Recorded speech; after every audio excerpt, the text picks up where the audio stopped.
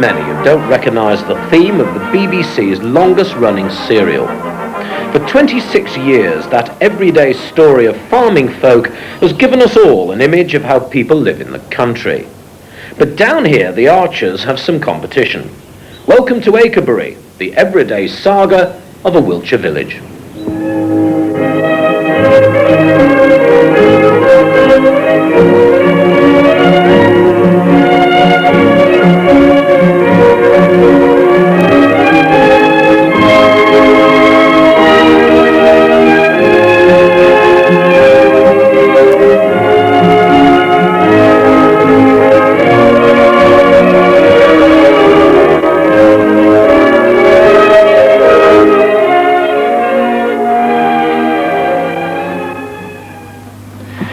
Gone then?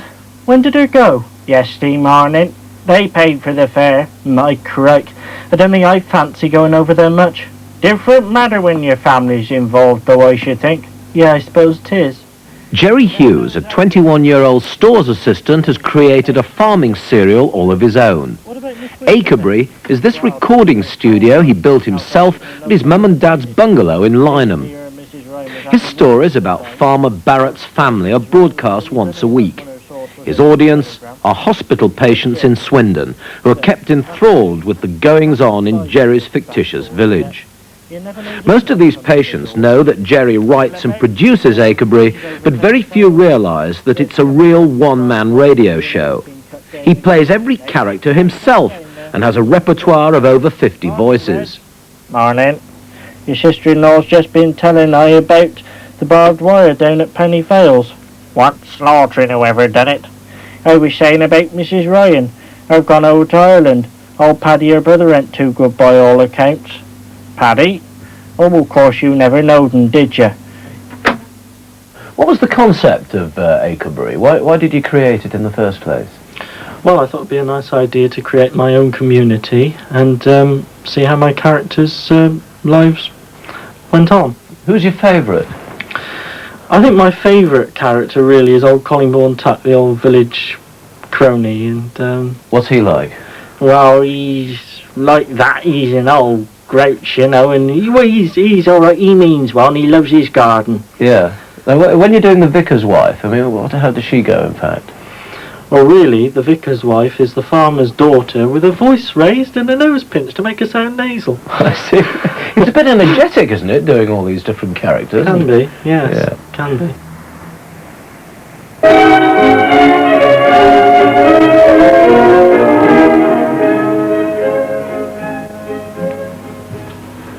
Thanks very much, Mr. Tuck. None of my cauliflowers are any good this year. That's all right, Vicar. They only go to seed anyhow, so you might as well make good use on them. But you're all then. Goodbye, and thanks. Who was that, Andrew? Mr. Tuck. He gave me this cauliflower. Oh, lovely. He promised me one, but I never got it. Hello, Mrs. Ryan. I didn't see you there. I mustn't stay. Me brother's not too well again, and I'm expecting the rent man any time now. Who on earth's that, I wonder?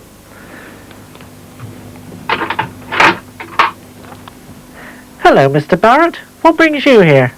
I wanted to ask the vicar about something, Mrs. Everett. Come on in, then. My word, the traffic through this village is getting worse. I can't stay too long myself. There's a guild at the church this afternoon. What's some of the traumatic things that happened? I mean, what happened to Farmer Barrett's daughter, for example? Oh, well, Carol, she's been quite a girl in her time.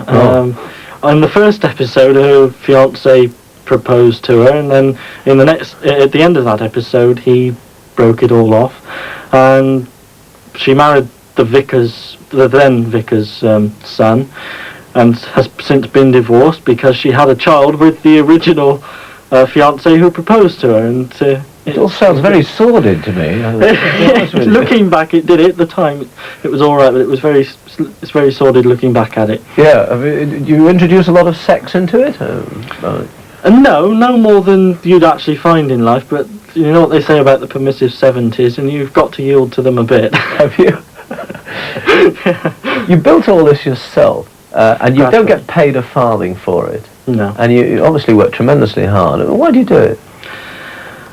I love it. I thoroughly enjoy it. I'm so wrapped up in it, so interested in it, and I like to think that perhaps I'm giving the patients in hospital something to brighten their stay. Who was that, Andrew? Mr. Tuck, he gave me this cauliflower. Oh, lovely. He promised me one, but I never got it.